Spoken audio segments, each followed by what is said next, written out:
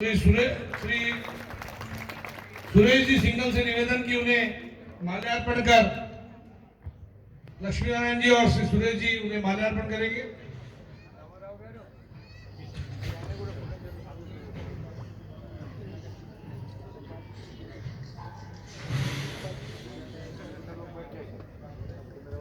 हाँ, ये तुरंत करें कृपया। आप लोग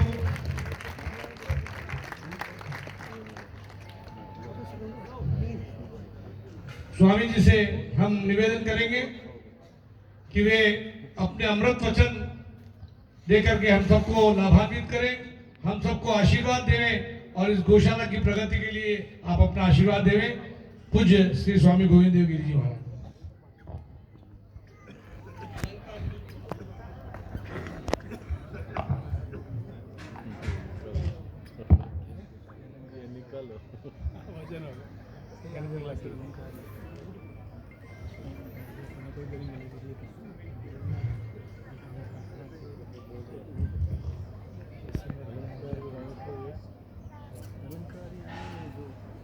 तैयार करेगा सौंदर्य वास्ते सौंदर्य वृद्धि करवा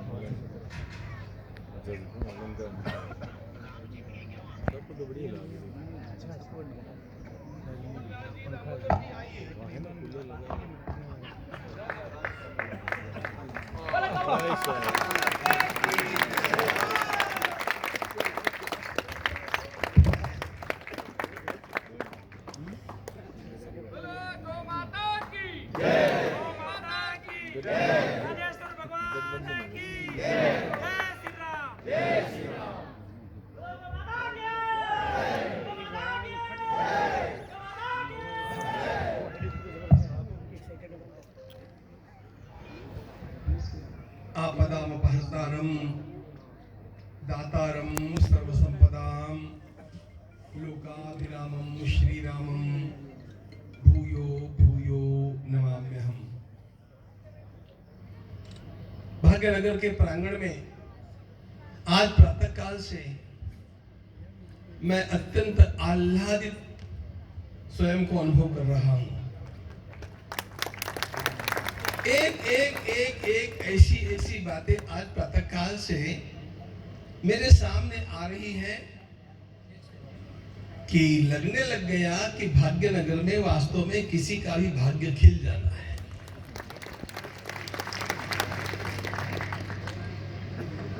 केवल अलंकारिक नहीं बोल रहा हूं। श्री शैलम में वेद विद्यालय आरंभ करने की बात आज प्रातः काल में हमारे यहां पर हुई।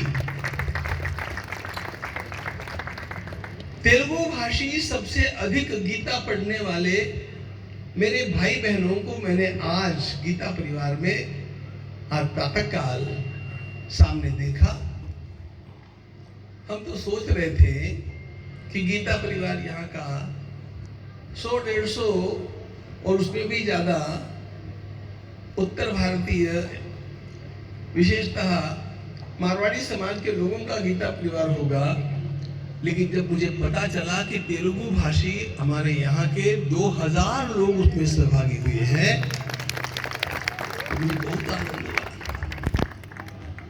और तीसरी बात, मैं यहाँ पर इस गौशाला में आकर के जो देख रहा हूँ, जहां तक मुझे याद है इसमें मैं पहले एक बार आया हूँ। इसका जब आरंभ हुआ है तब मैं यहाँ पर आया हूँ। तब तो इसका कोई स्वरूप ही नहीं था, स्वरूप आरंभ करना था। लेकिन 14 वर्षों के पश्चात मैं जो स्वरूप देख रहा हूं तो मुझे ऐसा लगता है कि मेरी गोमाता के भी 14 वर्ष का वनवास पूरा हो गया और अब राम राज्य आने वाला है।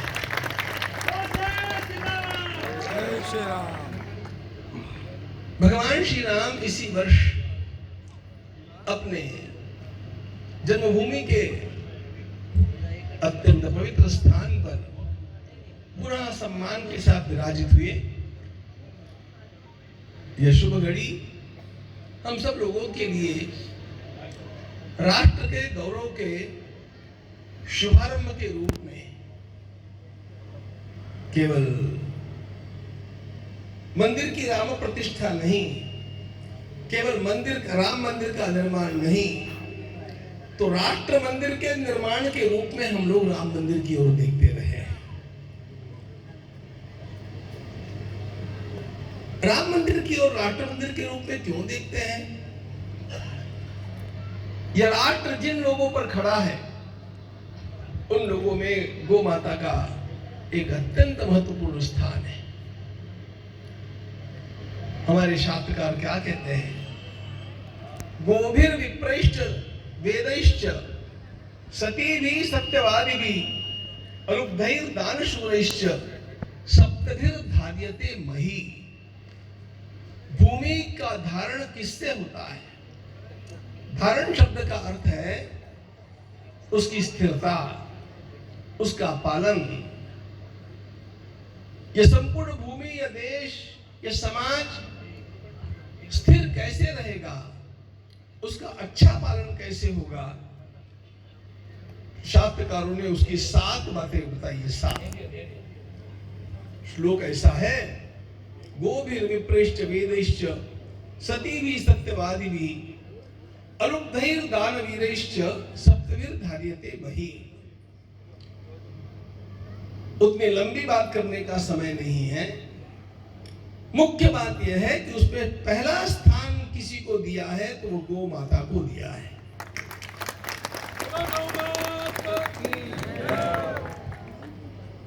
धर्म की स्थिरता के लिए, समाज की सुरक्षा के लिए, हमारे परिवारों के मांगल्य के लिए क्या आवश्यक है? इसमें हमारी परंपरा ने कहा गौ माता आवश्यक है। गाय की अत्यंत बड़ी आवश्यकता है। और भगवान श्री राम स्वयं अपने जीवन का जब कार्य आरंभ किए, at the tender as of 16 वर्ष के हैं भगवान श्री राम, और उन्होंने अपने कार्य का जब आरंभ किया, विश्वामित्र महर्षि के साथ वे यज्ञ की रक्षा के लिए चले, और मार्ग में त्राटिका वध के प्रसंग में विश्वामित्र महर्षि ने पूछा कि राम, ये त्राटिका स्त्री है, दुष्ट है, लेकिन स्त्री है, तुम मारोगे? उस समय भगवान का एक वाक्य निकल गया, and that I call the mission statement of भगवान श्री राम। पूरे जीवन में मुझे क्या काम करना है, ये भगवान ने एक वाक्य में बता दिया जब वे 16 वर्ष के रहे। और वो वाक्य क्या है? उन्होंने अपने गुरुदेव विश्वामित्र महर्षि से कहा,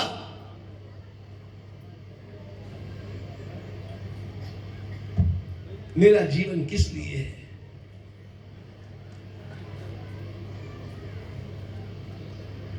एकदम से भगवान के श्रीमुख से निकल गया, मैं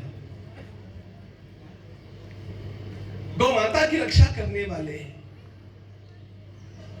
वेदों की रक्षा करने वाले और समाज की सेवा करने वाले सभी लोगों के लिए प्रयास करने के लिए आया हूं। मैं जो कुछ करना चाहता हूं वह गो ब्राह्मण हितार्थाय देशस्य च हिताय च। प्रभु ने अपने जीवन का लक्ष्य बतला दिया, गौ माता की सेवा करना, वेद पाठी विप्रों की सेवा करना और सामान्य जनता की सेवा करना, इन तीनों के ऊपर आघात करने वाले का नाश करना। गो ब्राह्मण हितार्थाय देशस्य च हिताय च। भगवान श्री राम इसमें पहला क्रमांक गौ माता का लगाते हैं। जब हमारे शास्त्रकार कहते हैं समाज के सुख के लिए, तो कहते हैं गोभिर विप्रैश्च वेदैश्च, गाय पहले। महाभारत में धर्मराज युधिष्ठिर ने प्रश्न पूछा है भीष्म से, दादाजी समाज की सेवा कैसे होगी? समाज सुरक्षित कैसे रहेगा, समाज बचेगा कैसे, समाज का सुख सतत कैसे टिकेगा। शरशैया पर लेटे हुए भीष्माचार्य ने उत्तर दिया, बेटा तुम एक काम केवल करो, बाकी काम अपने आप होने वाले हैं। तो धर्मराज ने पूछा, मैं क्या करूं दादाजी?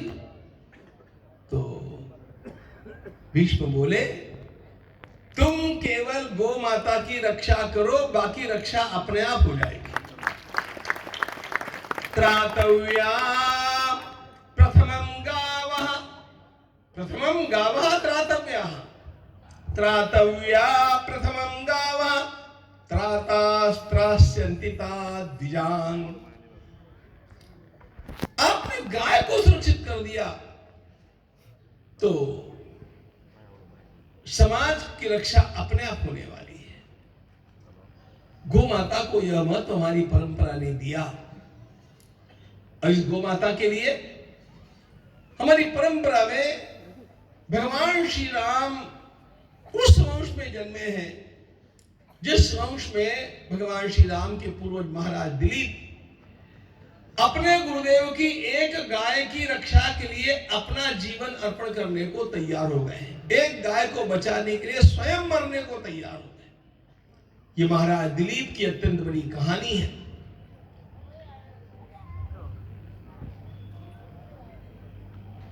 घटना इस प्रकार की घटी थी।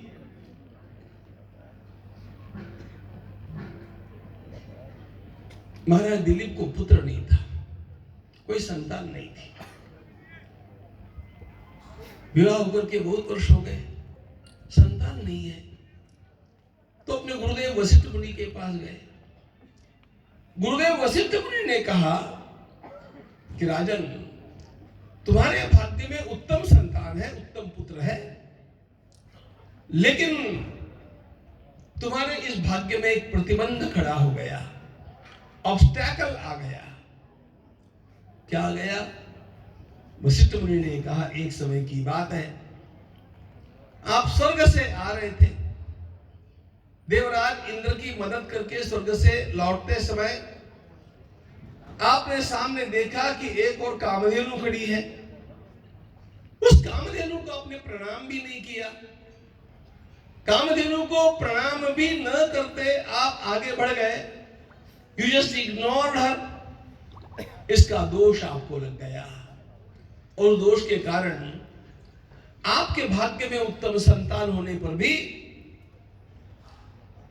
बदतक होगी जब ये दोष दूर किया जाएगा।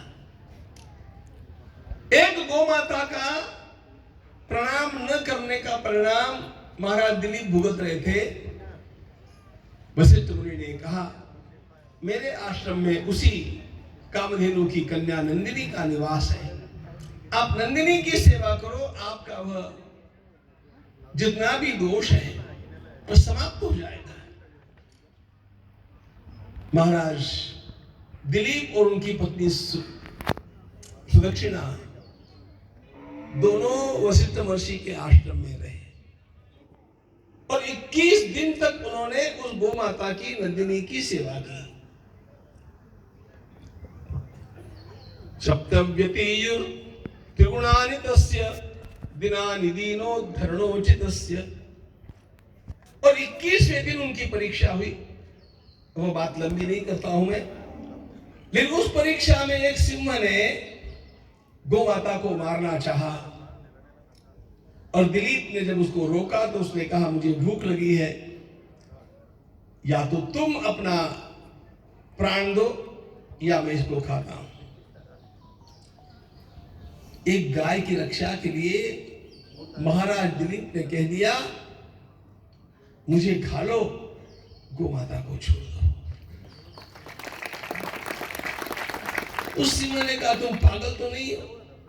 इतना सुंदर, इतना युवा शरीर, संपूर्ण भूमंडल का राज, एक गाय के लिए मर रहे हो? मुझे लगता है तुम मूर्ख हो, गंवार हो। दिलीप ने कहा, आप मेरी चिंता मत करो, मुझे पता है मेरे गुरुदेव की कृपा से और गौ माता की रक्षा के पुण्य से मुझे जो प्राप्त होना है हो जाएगा, तुम मुझे खा लो लेकिन इस गौ माता को छोड़ दो। उसी क्षण उस सिंह का रूप बदल गया, शिव जी के गण के रूप में वह खड़ा हो गया और ऊपर से पुष्पों की वृष्टि हुई और कामधेनु ने कहा, तुम्हारी गौ माता में इतनी श्रद्धा है ना, तुम्हारे घर में इतना श्रेष्ठ पुत्र होगा जिसकी सीमा नहीं। और महाराज दिलीप को जो पुत्र हुआ है उसका नाम रघु, और उस रघु के वंश में जन्मे हैं भगवान श्री राम, इसलिए वे अपने को राघव कहलाते हैं।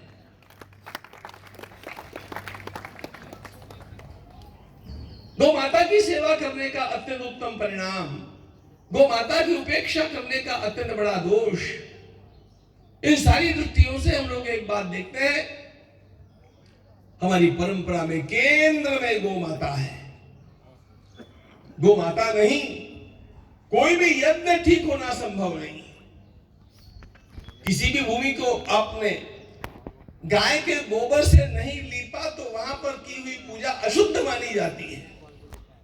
इसलिए हमारी परंपरा में जहां पर भी लक्ष्मी पूजन के लिए भी लक्ष्मी जी की पूजा करना है तो गोबर से लीप करके फिर पूजा जो होती है उसी में लक्ष्मी आती है, क्योंकि गोमये वसते लक्ष्मी, गोबर में लक्ष्मी का निवास है।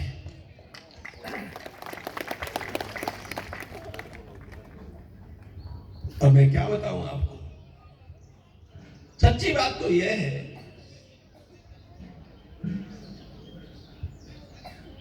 मैं एक अंग्रेजी वाक्य का प्रयोग करता हूं, A cow is a mobile temple as well as mobile hospital. एक गाय मोबाइल टेम्पल भी होती है और मोबाइल हॉस्पिटल भी होती है। एक गाय को प्रणाम करने से सभी देवताओं को प्रणाम करने का पुण्य प्राप्त होता है। एक गाय को गुड़ खिलाते खिलाते यदि वो गाय आपकी हथेली को चाटती है तो आपके भाग्य की बुरी रेखाएं समाप्त हो जाती है और आपका भाग्य मंगल में हो जाता है। यहां पर है कि नहीं मुझे पता नहीं, लेकिन हमने महाराष्ट्र में 7 गौ माताओं को एकत्रित रखने के लिए सप्त गौ माता केंद्र निर्माण किए, और 7 गौ माताओं को यदि कोई महिला 108 परिक्रमा करती है तो उसके जीवन की सारी मनोकामनाएं पूर्ण हो जाती है, ऐसा स्वयं हमारे शास्त्र कहते हैं। हाँ, ये सारी शास्त्र की बातें हैं। और इसलिए आज प्रातः काल से मैं जो देख रहा हूं मुझे आह्लाद दे रहा है। इन 14 वर्षों में आप लोगों ने यहां पर इस केंद्र को विकसित करने के लिए जो कुछ प्रयास किया है, जिस कार्यकर्ता ने यहां पर परिश्रम किया, जिस व्यक्ति ने इस स्थान से प्रेम किया और जिस दानदाता ने इस भूमि के लिए दान दिया, इस कार्य के लिए दान दिया, उन सब का मैं भूरी भूरी अभिनंदन करता हूं। उन्होंने अत्यंत श्रेष्ठ काम किया है और ये काम उनके जीवन के सारे अमंगलों का नाश करने के लिए काम आते हैं। गौ माता जितना पवित्र कुछ भी नहीं। आपने सुना होगा हमारे यहाँ पर एक मुहूर्त होता है, गोरज मुहूर्त। गोरज गोधूली, रज का अर्थ है धूली, इसलिए गोरज गोधूलिक मुहूर्त उसको सबसे उत्तम मानते हैं। उस समय आपको और कुछ पंचांग देखने की आवश्यकता नहीं। क्यों? गोरज का अर्थ क्या है, गोधूलिक का अर्थ क्या है? हमारे शास्त्रकारों ने कहा गौ माताएं वन में से उस समय दौड़ती हुई अपने घर में आती है, और गौ माता जब दौड़ती है तो उसके खुरों से धूली उड़ती है, रज उड़ती है। गौ माता के खुर से उड़ी हुई धूल के कारण सारा वातावरण पवित्र हो जाता है, सारा अमंगल नष्ट हो जाता है। गौ माता के चरण से उड़ी हुई धूल का यह महत्व हमारे सभी के सभी शास्त्रकारों ने कहा। इसके महत्व को ध्यान में लेकर के आप लोग निष्ठा से इस काम में जुड़े हुए रहना। यह काम अत्यंत महत्वपूर्ण है। और एक समय था जब हमारे इस प्रकार के कामों की उपेक्षा होती थी, लेकिन देश बदल रहा है। देश अत्यंत वेग से बदल रहा है।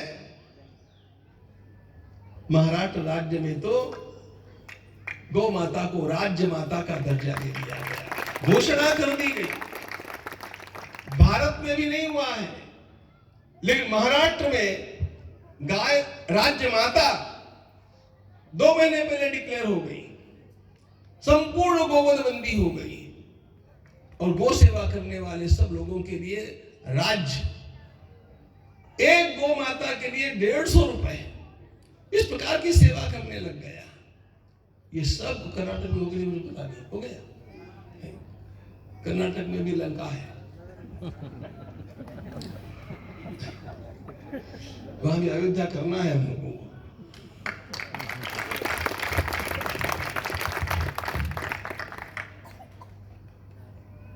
लेकिन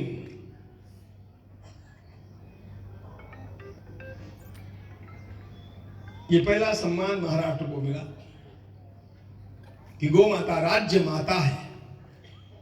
इसके मूल में क्या है?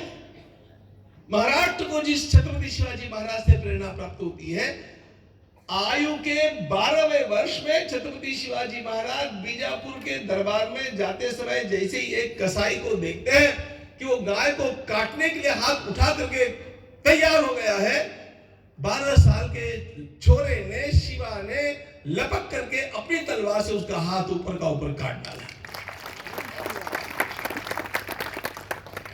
That is Shivaji.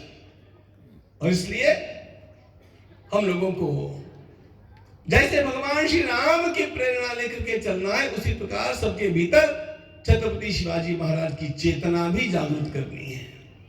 इस चेतना के जागृत होने पर मित्रों, पुनः हमारी संस्कृति का गौरव विश्व में बढ़ेगा और